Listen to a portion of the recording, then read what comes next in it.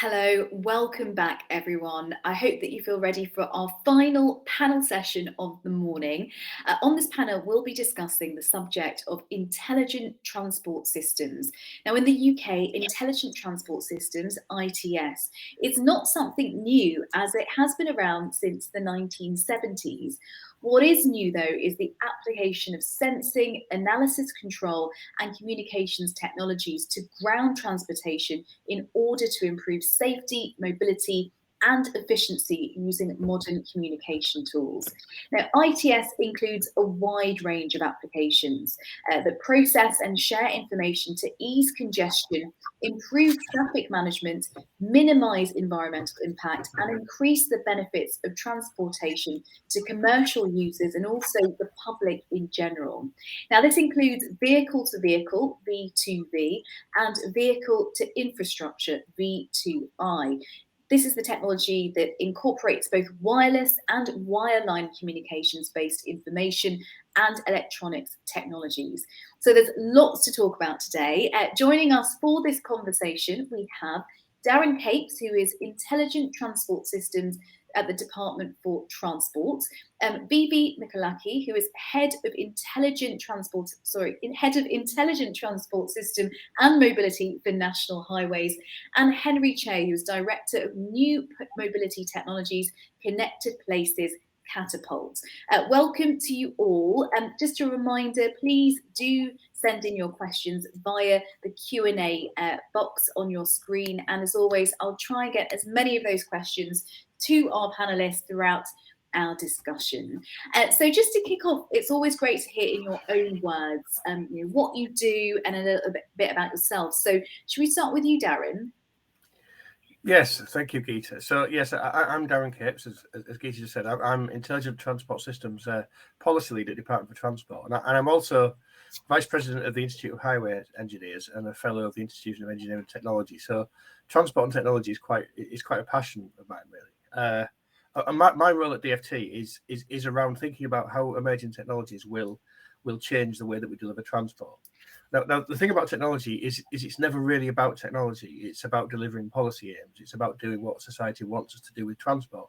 It's about meeting decarbonisation, access to the network, support for active travel modes, all the things that at a national and local level we want to achieve. And my job really is to try and join the dots and help, particularly local authorities, but also the supply chain as well, help them to understand how technology will continue to be used to meet those policy aims, and how in the future, as technology advances, as our aspirations for road transport change, how technology will continue to be relevant. And I think, just to finish, there are two important points there. There's a point, well, there's a cultural reference that only people of my age kind of understand, and that's the Betamax VHS conundrum, which you have to explain to younger people nowadays. But basically, it's about not buying the wrong technology. It's about making sure that when the public sector makes technology purchase decisions, they're sensible ones that are future-proofed, and we don't waste public money buying the wrong stuff.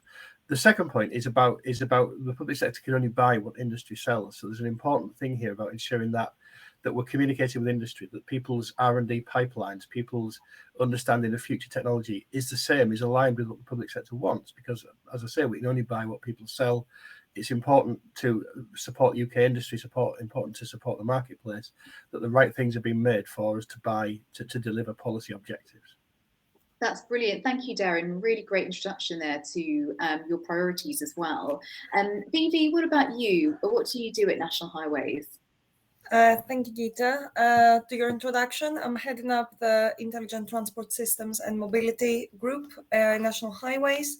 So our main focus is the advancement and enhancement of the strategic road network. So that involves the motorways and A roads with technology, and also enable technologies that might not even be at the moment as part of our daily infrastructure, let's say, to actually get on our network. So you actually made a really good introduction with all the new communication technologies, the data sharing, all of those things that we need to be harnessing more. So in our group, we were promoting that research innovation, the early stages of that development, and also making sure that we link it with the operational side of the business. to make sure that they become what we call business as usual. But with some of those things, we were quite some way away. So we're still in early stages, but more than happy to share more in the session. Thank you. Brilliant. Thank you, Vivi. And over to you, Henry. Hi, thank you. Hi, everyone. I'm Henry Che, Director for New Mobility Technology at the Connected Places CATAPULT. And one of the things that I do is working through with the government, local authority, and academic and industry to catalyze step change improvement in the way that people live, work, and travel. And my remit, including everything that moved and stopped, and looking about the whole integrations and how innovations can be inserted to change and improve the way we work and live. As a side, I'm also a young professor for Southampton University, where I'm providing strategic directions of one of the world's largest research program called the UKRI Trustworthy Autonomous System Hub, where it's bringing research and technology into reality, into how we day-to-day make use of it. Brilliant, Henry. Thank you so much. Thank you to you all for that introduction. And of course, throughout, please do post your questions to Darren, Henry, or Vivi, or all three of them, and I'll try and put them to our panelists throughout the session. Why don't we start with what sounds like a very basic question, but what do we actually mean by the term intelligent transport systems? Darren, let's kick off with you. Yeah, that's a good point. Hopefully, we can work that out at some point. I think it doesn't really mean anything, but it's kind of a very useful bucket to put a whole load of different technologies in, and it's a term that's kind of been around for quite a while now. And I think it's important also to make a distinction between ITS and CITS. So intelligent transport systems and connected intelligent transport systems, because for me ITS is about what we do now, and this is about traffic signals, it's about vehicle monitoring, it's about the technologies we use on street, the modeling that we use behind that, the adaptive systems we have, which actually, as anybody that works in the sector will know, is we do a lot of really clever, very complex stuff at the moment. But fundamentally, what we do at the moment is we live in a world where the intelligence is in the infrastructure and the vehicles are dumb. The vehicles are metal boxes that move around in some kind of fairly undefined way that we don't really understand. And the way that we manage the network of those metal boxes moving around is by having very intelligent infrastructure. And that for me is ITS. CITS, the future connected systems, is, as you said in your introduction, Geeta, and as Vivian and Henry have both alluded to as well, CITS is about as the vehicle gets more intelligent, as communications becomes more important, as that burden of intelligence shifts from not just being in the infrastructure, but being in the vehicle as well. That opens up a whole new set of possibilities. And that for me is CITS. That's about data into vehicles. It's about interaction between vehicles and infrastructure. It's about enhanced safety systems. It's about better predictive modeling and digital twins and AI and all these other things which we keep hearing about. Fundamentally, that's where we're going. And that's where we're going with CITS. So for me, ITS is what we do now, which is very capable and does a really good job. CITS is about how we take the opportunity to move forward into the future. That's brilliant. Thanks for making those distinctions as well. Henry, is there anything else you'd want to add to that term, intelligent transport systems? Yeah, I think I'm agreeing with both you at the introduction and what Darren said at the beginning about the definition of intelligent transport systems. That is how we've been interpreting it and then defining it and specific on the road space. But from a CATAPULT point of view, we are start thinking to much more future. Not just connected, but actually start to need to think about multimodal, because the main aim of people is about movement of people and good from A to B, regardless of what transport mode. It should become seamless. Especially there are talk about using vertical launch drones and autonomous vessels on along the coastline.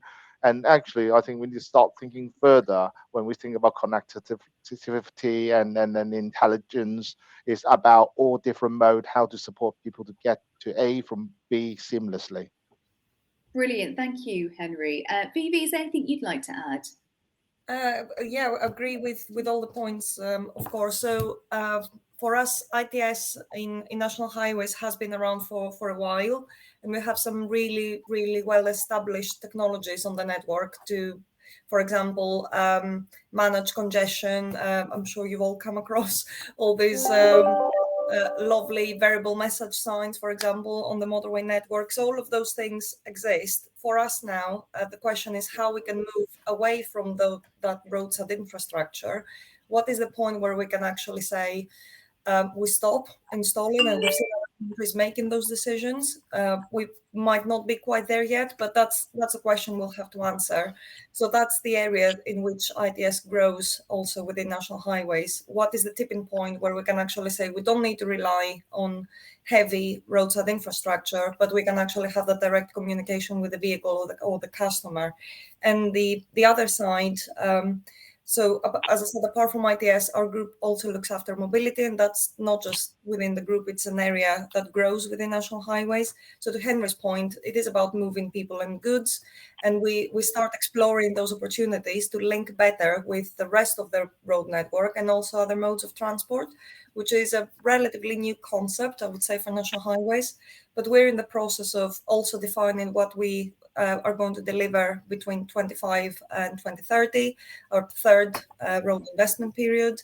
And within that, we see more about that multimodal and integration and less about the big schemes and the big infrastructure investments that we've done in the last 10 years. Yeah, thank you, Gita. Brilliant. No, that's fantastic. Well, look, we've already had a question come through, so I think let's just go for this, and we'll see which of you would like to respond. This is a question from Paul, and they say, good points made about ensuring we make correct technology decisions, intelligent signals to cater for all modes at junctions, crossings, but where is the best source of independent advice? Where do you think would be the best source? Vivi, I can see you nodding, so maybe we'll yeah, it's a very good question. So yeah, I don't know if Darren or Henry would like to jump in. In terms of independent advice, I would say from our perspective, we do quite a lot of work in terms of generating that knowledge. So I mentioned at the beginning, research innovation side. So there is lots of work happening in that space. So we don't work on our own. It's not internal information only, let's say. So we work a lot with the DFT, with the supply chain, with academia. So we get as much new knowledge as possible to make those decisions. It definitely needs to be based on evidence. Brilliant. And Darren, because you did say earlier as well, you use that example of if you don't invest in the right technology, what can happen? Do you have anything to add? I think, yeah, I think that's kind of my job really, is to provide that or to help support that independent advice. I think that's really what government should be doing. When we live in a world where Vivi and her organisation run about 2.4% of England's roads.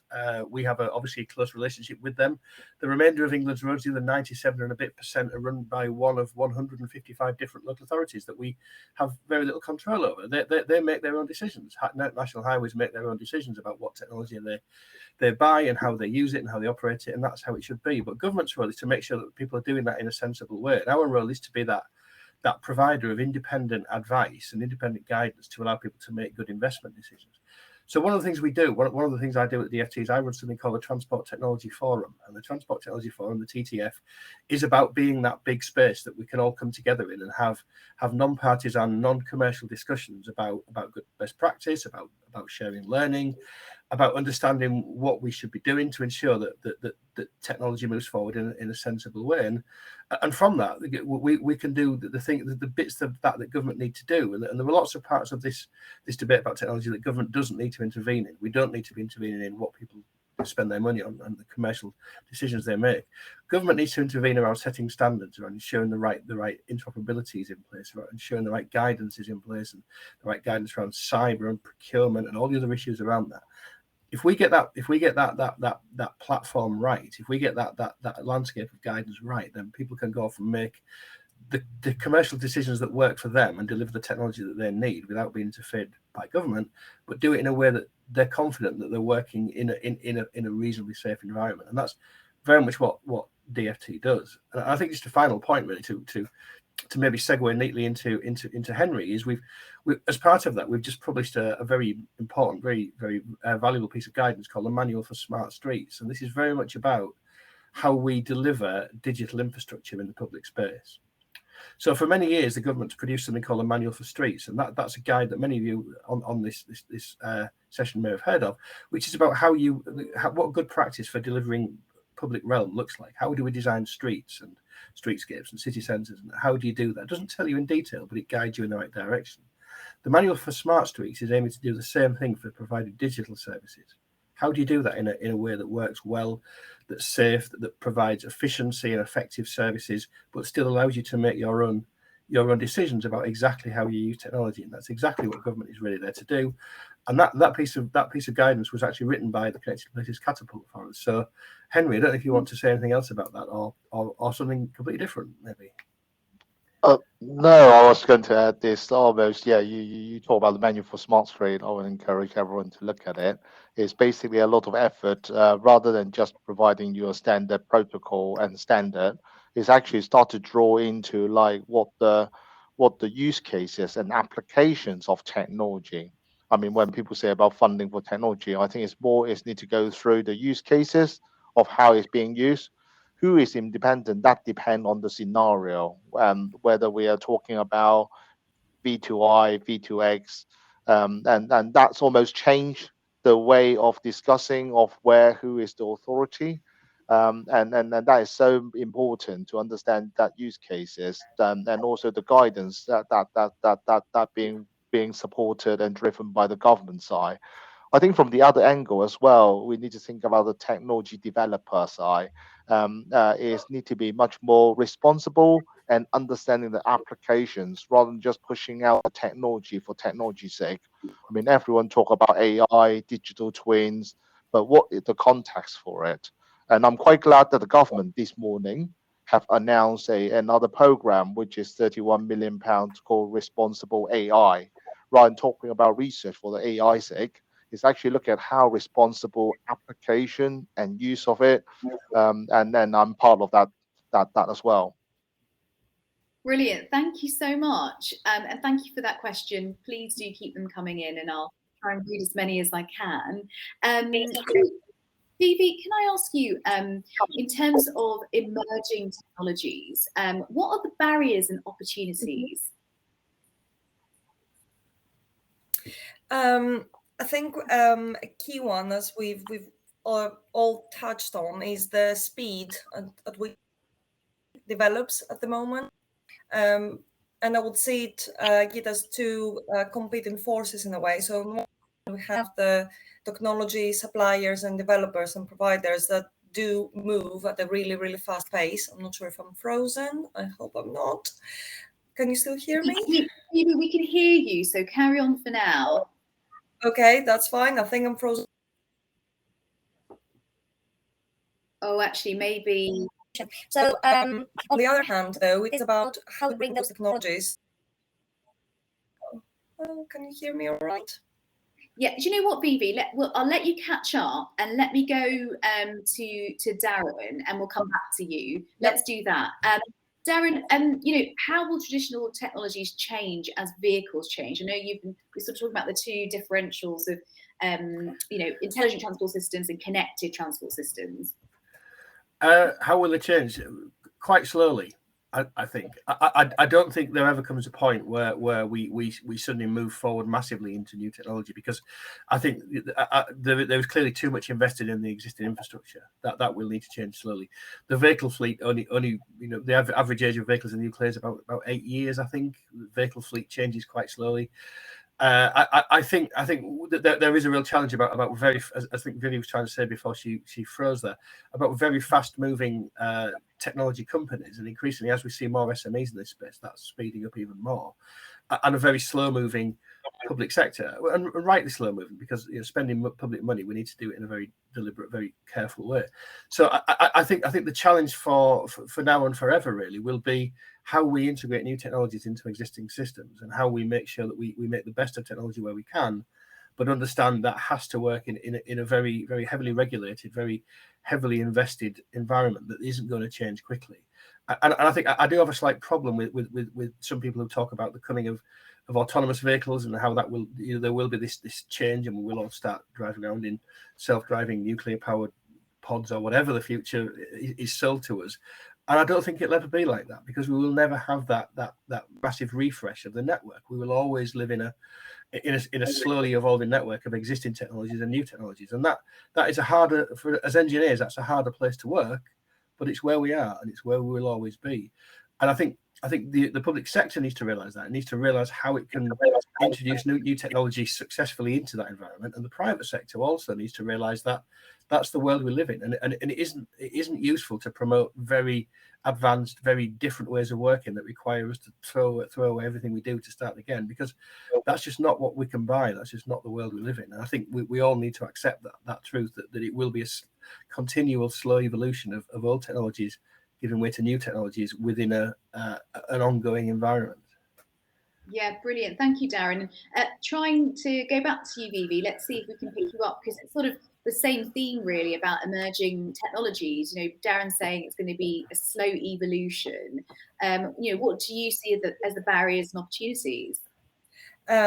First of all, it's interesting to see technology freezing when we talk about intelligent systems and everything. But yeah, sorry about that. So yes, to Darren's point, that's exactly my thinking is.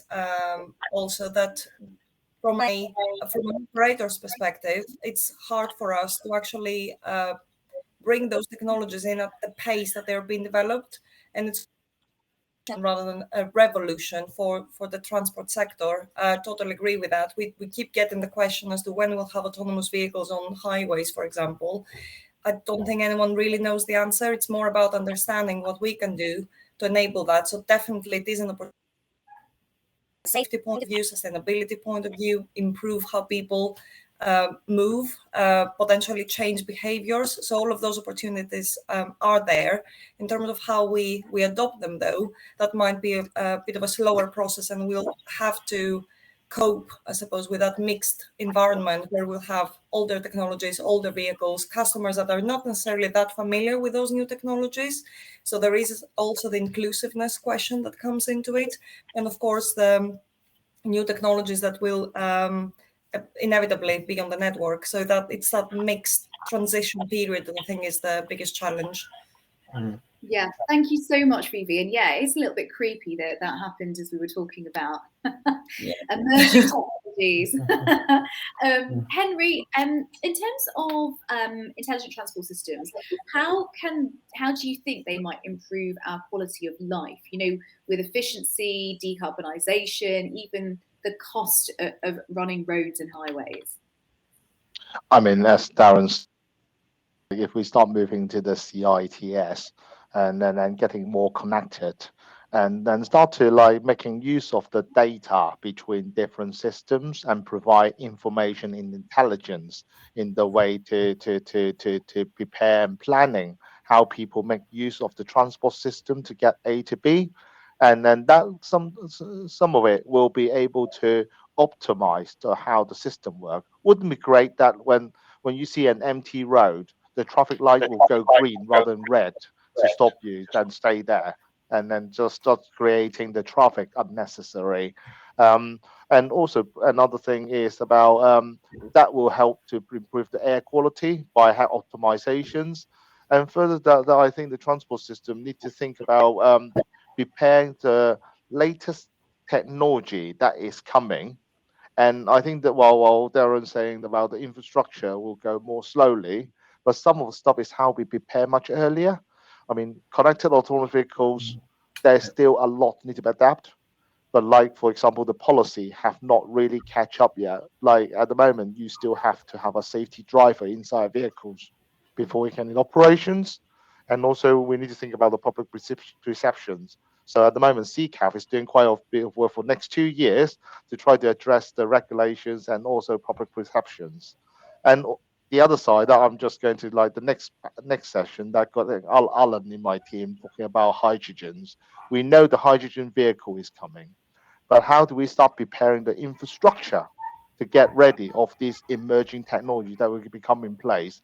I think what we can think about is let's always think of one technology going about, but not actually thinking about the consequence of it. And I think it's just holistically how we can work together and progress some of the stuff in parallel as much as possible. Brilliant. Thank you, Henry. And as you mentioned as well, we've got about 5 minutes left on this discussion ahead of that keynote from Alan Nettleton. We've actually had a question that's come through, so let me read it out and then we can see who might want to respond. This is a question from Marissa, and Marissa asks, is there a need to publish street data / geometry before it becomes open and in use? And how can this data be used? Do any of you want to respond to that? Yes, I think, and the answer is yes. I think so. I think that this speaks to a key thing that government needs to be doing in this space, which is ensuring that the right data is in place and the right standards are in place for increasingly connected and ultimately autonomous vehicles to operate. And that means a number of things. That means work we're doing now to provide a digital structure for how we record traffic regulation orders, so the rules of the road. It's about how we digitize parking. It's about how we provide better geometrical data for the road network. It's about how we describe the operation of traffic signals in a way that vehicles could consume. These basic things will be needed for connected vehicles to work. And if you speak to some of the big technology companies, they will tell you that you can put a camera in a vehicle and that will read road signs and that will allow it to navigate the network. Well, is that the future we want? Or do we actually want vehicles to rely on the actual legal data that local authorities hold about the road network? Or do we want them to assume it from their own cameras? Well, I think it's the former, not the latter. I think the utopian future rather than the dystopian future is one where we have publicly owned data relating to our network that's available for all to use. So yes, we need better geometric data, but we also need national data sets. And these are the things that we're investing in at the moment that cover all the various data aspects that vehicles will need to navigate the network autonomously. And we need to be working towards that now. And some of the standards we're working on now are doing that.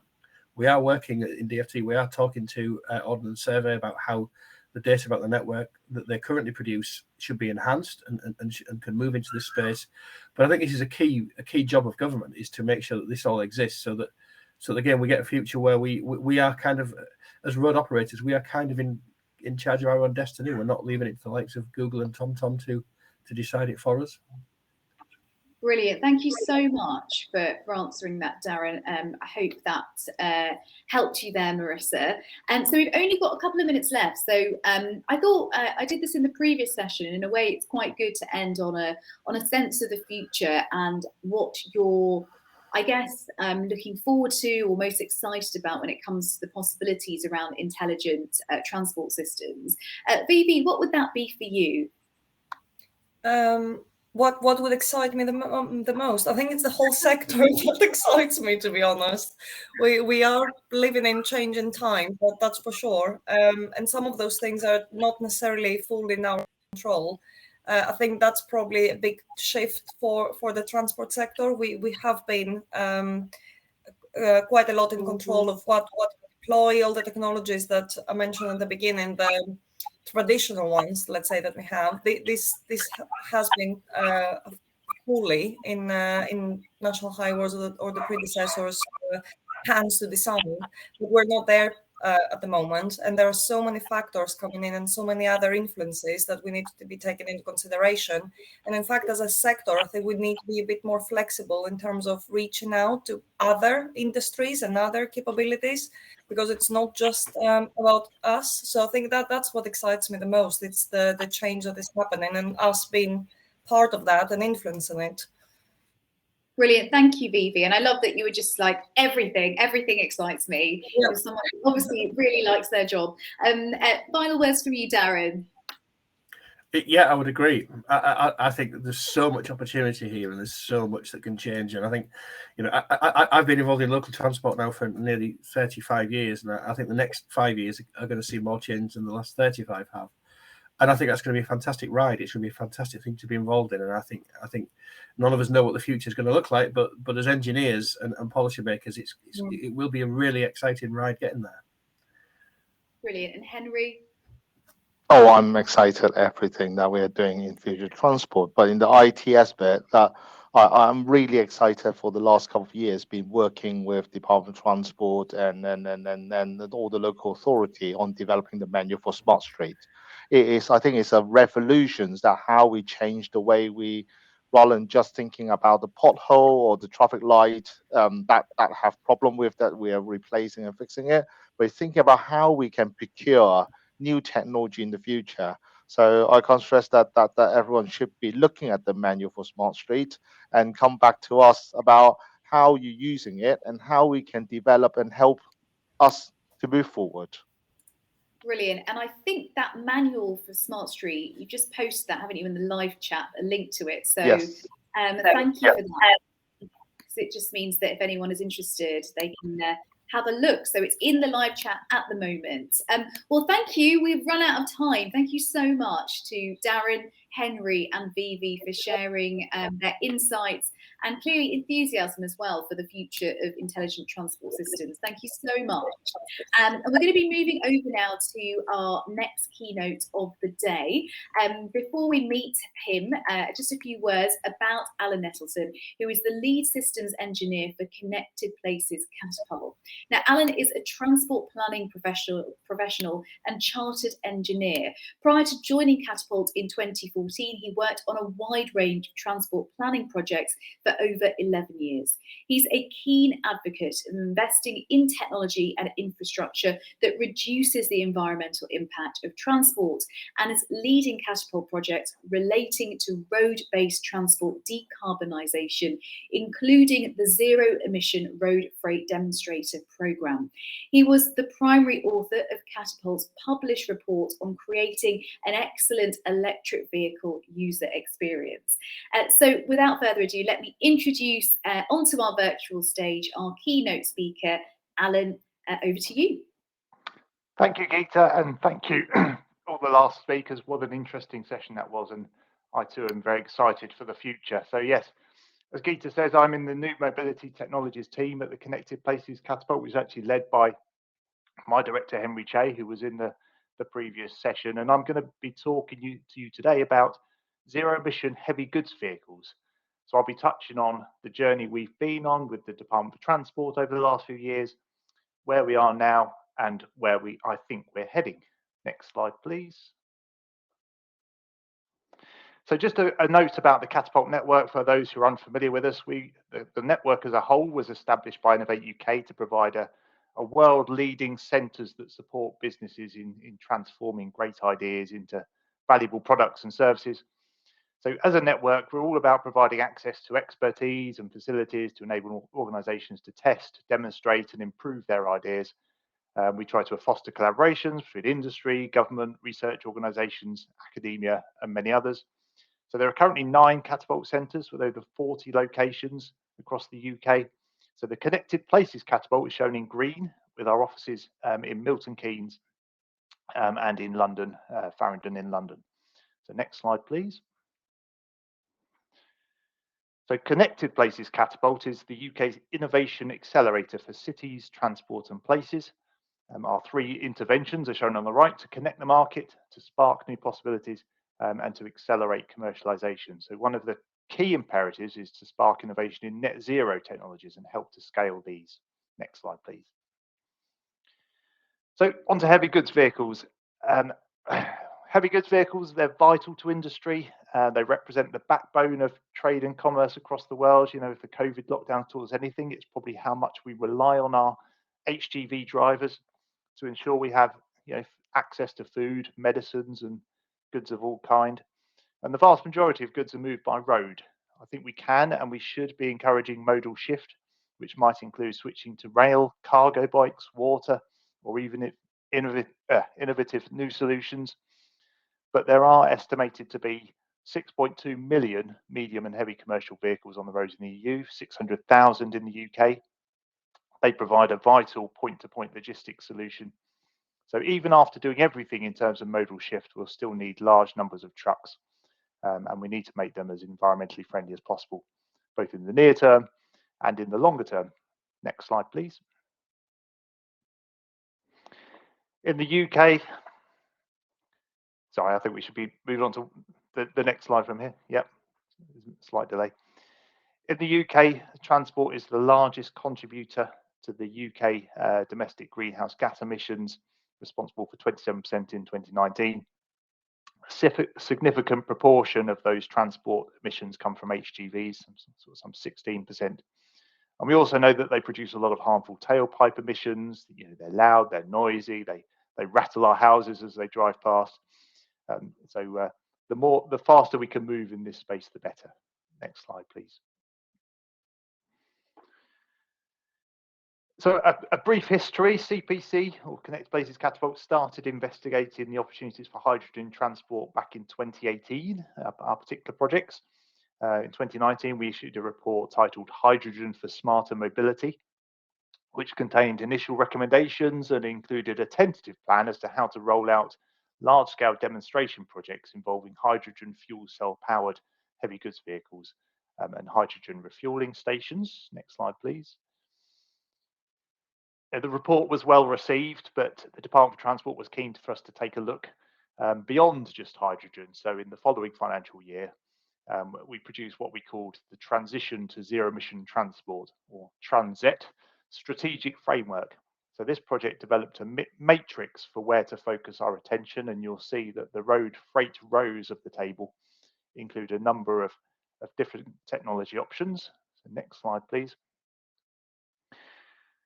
And this diagram summarizes the options for creating a zero or low emission HGV. So if you look at the propulsion system on the right hand side, option 1 is electric road, 2 is pure battery, 3 is hydrogen through a fuel cell, and 4 is a combustion engine, which could use hydrogen as a fuel or could use other low carbon fuels. So our brief was to develop the business case for the first 3 options in this diagram, which I'll talk about a little bit further. To the next slide, please. So yeah, let's have a look at these options. So hydrogen fuel cell HGVs on the left-hand side are fitted with an electric powertrain, and energy is stored within the onboard hydrogens converted to electricity in fuel cells. So refueling would occur at a hydrogen refueling station, which could have hydrogen piped to site or transported there on tube trailer, or it could be produced on site within an electrolyzer. The main advantages of hydrogen include that it replicates the current refueling method with speedy refueling. It's relatively energy dense and has many potential uses beyond transport. Electric road systems in the centre involve installing infrastructure that enables electrical energy to be delivered directly to the vehicle whilst it's in motion. So the most developed and HGV compatible ERS we considered is a conductive overhead catenary system, as shown, which involves wires suspended above the carriageway and a pantograph mounted on top of the vehicle designed to extend to meet the catenary wire and draw power when the vehicle is in position. This is one form of ERS, but there are others in development. But the main advantage of ERS is that it's a very energy efficient way of getting primary energy into the vehicle. Whereas with hydrogen, particularly with the electrolysis route, we would lose a lot of energy in converting it into hydrogen and then back into electricity via the fuel cell. Here, we're actually driving the wheels directly with electricity from the grid. And the third option, of course, is the battery electric, pure battery electric option.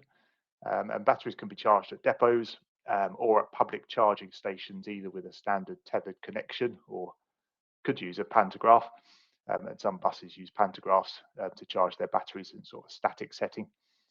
Many see this as sort of the longer term solution, but there is work to do to increase the energy density of the batteries and ensure that operators can charge them as quickly as possible at public charging points to fit in with the demanding use case of long haul HGVs. Next slide, please. So just a note on electric road systems, often quite a few eyebrows are raised when we discuss the possibility of stringing up high voltage cables above the highway, but there have been a number of deployments internationally. This is a sort of a 5 kilometre stretch on the A5 Autobahn in Germany, which is currently being expanded in both terms of length of catenary and number of vehicles using it. And you can see vehicles operating in zero emission mode, the electricity flowing through the pantograph on the left. The cables don't have to be continuous. The vehicle can continue on battery power or some other backup power source when leaving the wires. Next slide, please.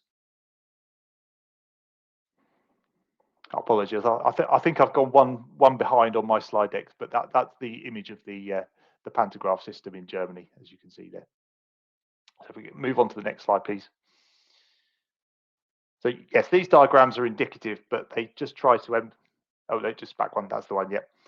These diagrams are indicative, but they just try to emphasize the point that the architecture is broadly similar in the three vehicle types. So all these vehicles have batteries, they all have an electric drivetrain, electric road systems, or a hydrogen fuel cell effectively enable you to have less batteries on board, which reduces the weight of the vehicle.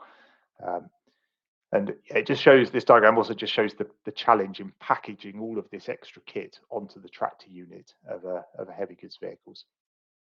So in the interest of time, I'll just skip through the next slide, which just shows some of the stakeholder consultation that we've done. And we've done quite a few surveys into the barriers. Yeah, if you go to the next slide again, please. So yes, we worked closely with Element Energy to develop a lot of cost modeling work. If you click through once more, we produced models that sort of developed the transit benchmarking. Sorry, we just back one. There was an animation. Yep, that's the one. There was a model benchmarking report which highlighted how our modeling work compared with other modeling work, because what's crucial in this is to make sure that the total cost of ownership considerations are sort of in the right ballpark as we attempt the complex task of predicting the future. Click through to the next slide, please. We worked with a company called MDS Transmodal, who own the Great British Freight Model. This helped to shine a light on where the first trials could be best focused and how that could develop over time. Next slide, please. And we developed business cases for each of the three technologies as if they were being developed in isolation. And then we put together a sort of a summary report. I think that's the next single click, which started to think about how they could all fit together in a cohesive, costed plan for a number of different levels of ambition of demonstration project. Next slide, please. So the aims of the demonstration was to address the key technical, operational, and commercial barriers to wider deployment. If you click again, we need large-scale evidence gathering to inform the forthcoming major investment decisions that are down the road. Beyond the trial, we have to think about how this scales nationally. And if we just click through once more, I won't explain this in detail, but effectively we're trying to move through the point 2 on this plan of supported commercial testing into what we call supported commercial deployments before we can actually have market-led commercial deployment of HGVs with all the necessary refueling equipment or recharging equipment in place. Okay, next slide, please.